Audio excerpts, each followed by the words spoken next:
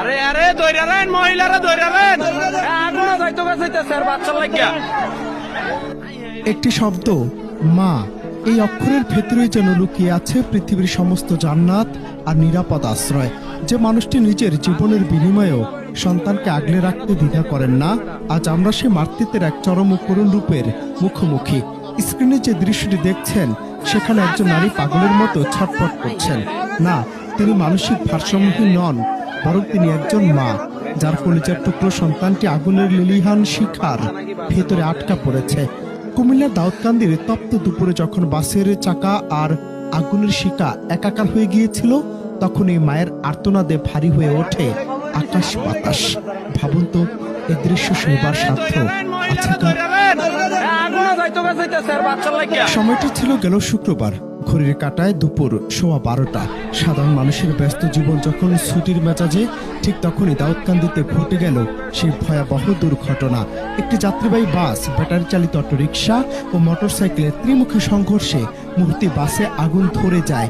চারদিকে কালো ধোঁয়া আর মানুষের বাঁচার আকুতি। সে নরককুণ্ড থেকে মা কোনো মতে প্রাণে বেঁচে বের হতে পারলেও আগুনের ভয়াল গ্রাস থেকে ছিনিয়ে আনতে পারেননি তারা আদরের সন্তানকে। মুহূর্তের মধ্যে আনন্দময় যাত্রা পরিণত হলো এক বিভীষিকাময় শ্মশানে, যেখানে আগুনের উত্তাপের চেয়েও একজন মায়ের বুক ফাটা চিৎকারের তীব্রতা ছিল অনেক বেশি। এই ভয়াবহ অগ্নিকাণ্ডে দগ্ধ 2 শিশুসহ 4 জন প্রাণ হারিয়েছেন। ভাবুন তো, যে সন্তানকে 10 মাস 10 দিন গর্ভে ধারণ করে মা পৃথিবীতে আনলেন, সে সন্তানকে চোখের সামনে আগুনে পুড়তে দেখার যন্ত্রণা সহ্য করার সাধ্য কার আছে?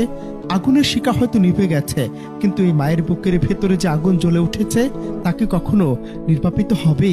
সাইবার দুনিয়া ভাইরাল হওয়া এই দৃশ্যটি আমাদের চোখে আঙুল দিয়ে দেখিয়ে দেয় যে পৃথিবীর সব ভালোবাসা একদিকে, আর মায়ের নিঃস্বার্থ ত্যাগ ও ভালোবাসা অন্যদিকে। আজকাল আমরা যখন দেখি বৃদ্ধাশ্রমে মায়েদের অবহেলিত পড়ে থাকতে, তখন দাউদকান্দির এই দৃশ্য আমাদের সমাজের গালে যেন এক সজোরে চপেটাঘাত।